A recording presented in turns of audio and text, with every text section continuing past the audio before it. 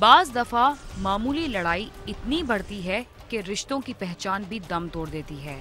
जज्बात में आकर सगे भाई भी एक दूसरे को कत्ल करने से गुरेज नहीं करते। शायद इसीलिए एक भाई ने मामूली सी बात पर दूसरे पर पिस्तौल का मैगजीन खाली करते हुए उसे मौत की नींद सुला दिया।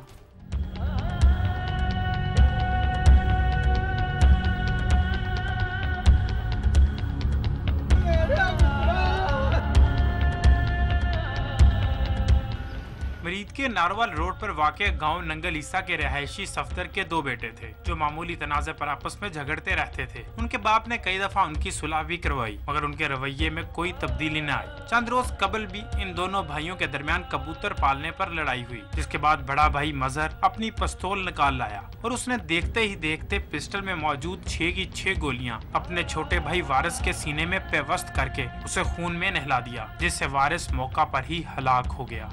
मैं पट्टे काट रहा था तो मैंने फैलाई आवाज आई तो मैं चारा काट रहा था कि मुझे फायरिंग की आवाज आई और जब मैं भागकर वहां पहुंचा तो देखा कि एक भाई ने दूसरे को फायरिंग करके हलाक कर दिया था और दूसरा भाई भी वहीं खड़ा था। घटा हो गया उन्हें कहता वो भी मेरा पुत्र, मैं नहीं उन्होंने पर्चा कर। सफदर के 2 ही बेटे थे। उसका एक बेटा कत्ल हो चुका है और दूसरा जेल की सलाखों के पीछे है, जो अपने किए पर शर्मिंदा है और अपने बाप से माफी का तलबगार है। सफदर नीम पागल हो चुका है, पागलों की तरह हर वक्त कब्रिस्तान में बैठा रहता है। उसका कहना है कि उसका घर में दिल नहीं लगता क्योंकि जिन बेटों को देखकर वो अपनी आने वाली जिंदगी गुजारने का सोच रहा था उनमें से एक इस दुनिया में नहीं और दूसरा जिंदा होने के बावजूद उसके पास नहीं है।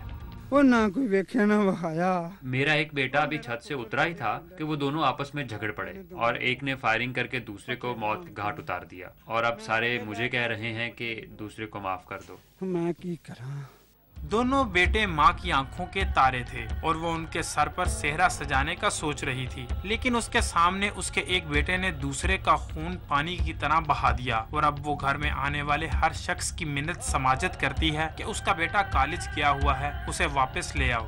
माफी दे ले, उसी मारे गरीब हो। हम बहुत गरीब लोग हैं। मैं अपने दूसरे बेटे को माफ करती हूँ। मैंने अपने बेटे को किस तरह पाला मुझे याद है। मैं बख्ता ना पुत्र पाले, माफी देनी चाहिए। मेरा पुत्र पढ़ गया है स्कूलों से तिले आको, तू मेरा पुत्र है, दादा भरा छेती ले गया देना लोकां नु काट जाए। तू मरने वाला तो अपने भाई के हाथों मर गया मगर अपने पीछे एक सवाल भी छोड़ गया है कि घरों में मौजूद आतिशी असला अपनी हिफाजत के लिए होता है या एक दूसरे को कत्ल करने के लिए। अगर इस घर में भी पिस्टल ना होता तो शायद हालात इतने खराब ना होते। कैमरामैन मुर्तजीज एजाज और साथी रिपोर्टर हाफिज ज़िकाउल्लाह के साथ गालिब अब्बास, समा, लाहौर। रावलपिंडी पुलिस ने कुछ अरसा कबल बच्चों के दरमियान होने वाली लड़ाई के बाद फायरिंग से हलाक होने वाले नौजवान के कत्ल का सुराग लगाकर फायरिंग करने वाले शख्स को गिरफ्तार कर लिया।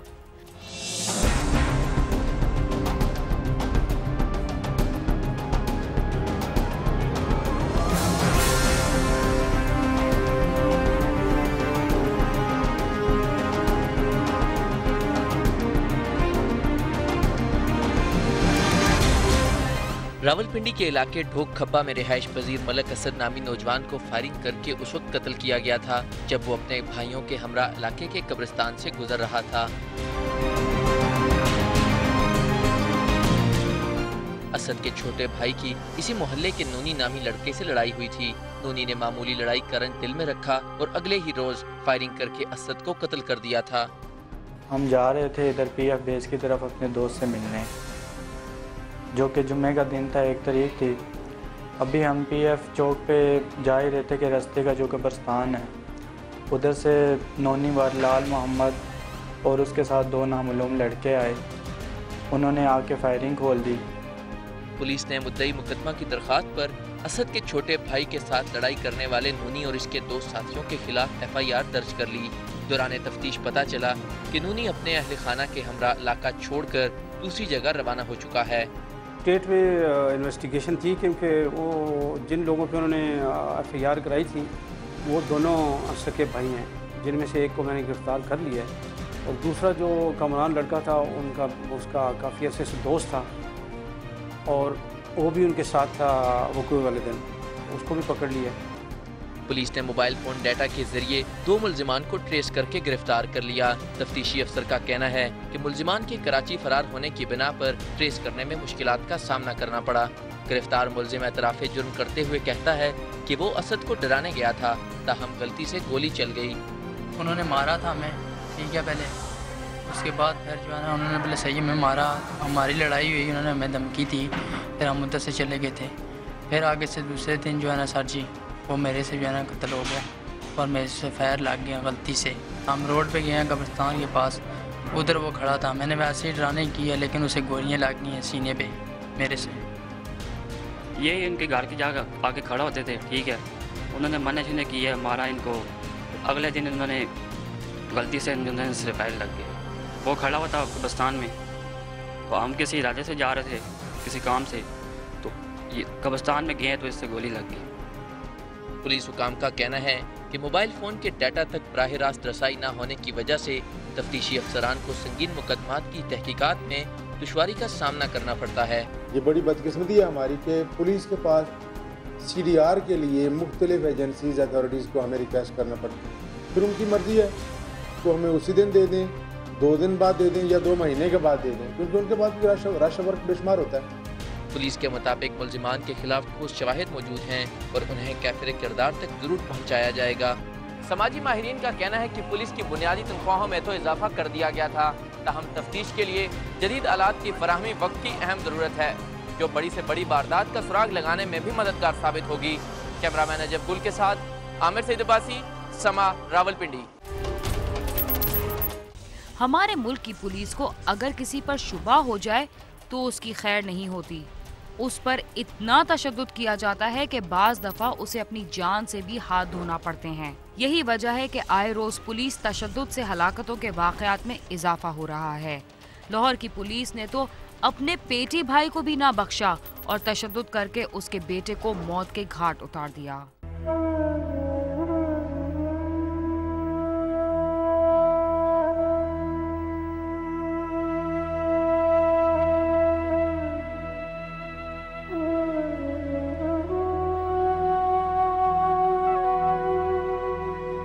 लोरमाल के इलाके में 1.5 माह कबल नाके पर नामालूम अफराद की फायरिंग से जाँ बहक होने वाले पुलिस एहलकारों रजाक और सज्जाद के मुकदमा की तफ्तीश के सिलसिले में लोरमाल और CIA पुलिस ने दर्जनों अफराद को शामिल तफ्तीश किया, मगर अभी तक उसका कोई सुराग नहीं मिल सका। इसी मुकदमा की तफ्तीश के सिलसिले में इस्लामपुरा के रिहायशी ताहिर नवीद को नामजद किया गया था, जिसका बाप थाना जौहर टाउन के इन्वेस्टिगेशन विंग में तैनात है। कांस्टेबल नवीद इकबाल ने खुद अपने बेटे को तफ्तीश के लिए पुलिस की तहवील में दिया था। ताहिर नवीद की 1 माह कबल शादी हुई थी। कांस्टेबल नवीद इकबाल का कहना है कि पुलिस ने उसके बेटे को बदतरीन तशद्दुद का निशाना बनाया। वो बेगुनाह था मगर उसे ना छोड़ा गया। पुलिस के तशद्दुद के बाइस दौरान तफ्तीश ताहिर नवीद हलाक हो गया। एक ही पुत्र है मेरा, एक ही पुत्र था, आखिरी बेटा था इनका, आखिरी बेटा था। हाँ जी, ठीक है। बस इन्होंने बड़ा जुल्म करा, हाँ बड़ा जुल्म करा। पुलिस वाले मुलाकात नहीं कराते, गंदे मुलाकात नहीं कराते। आजकल बेगुनाह मारिया, बेगुनाह पैसे तो पुत्र एक जवान एक पुत्र मरिया, एक छत के कोठे तो मरिया।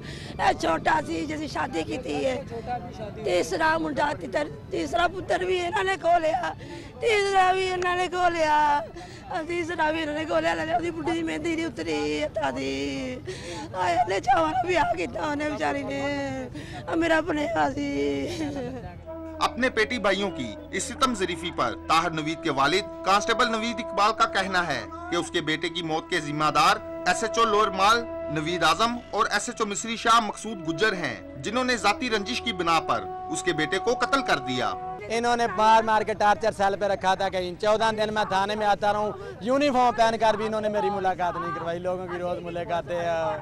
मेरे बेटे के कत्ल में SBCT है, मेरे बेटे के नवीद आजम SHO मकसूद गुज्जर है, अलीम खान सब इंस्पेक्टर है, मेरा SP मेन मुल्ज़म है, क्योंकि इतना बड़ा रैंक है उसको पता नहीं चलता, छोटा सा मासूम बच्चा है, ये गुनाहगार के बेगना, किस लिए इसने चांद तारा लगाया हुआ। मैंने 20 साल महकमे की खिदमत की, मुझे ये जिला मिला कि मेरे बेटे को सदे से टार्चर कर करके मुझे एक दिन मिलने नहीं दिया। मैं IG से पूछता हूँ कि ये बताओ कि सिपाही मुलाकात नहीं कर सकता अपने बेटे से।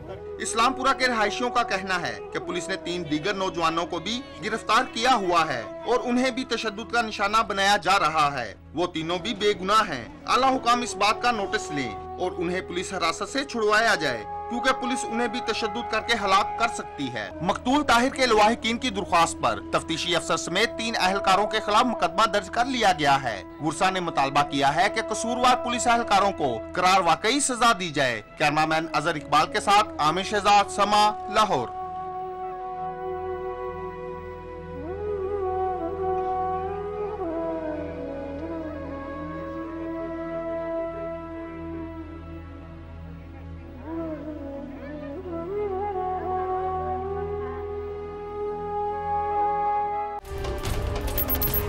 माँ बाप अपनी औलाद के लिए क्या कुछ नहीं करते, लेकिन यही औलाद जब जवान हो जाती है तो उनकी सारी कुर्बानियों को फरामोश कर देती है। कसूर के एक गांव में चंद रुपयों की खातिर एक नाफरमान बेटे ने अपने बाप की शफकत को फरामोश करते हुए उसे बेदर्दी से कत्ल कर दिया।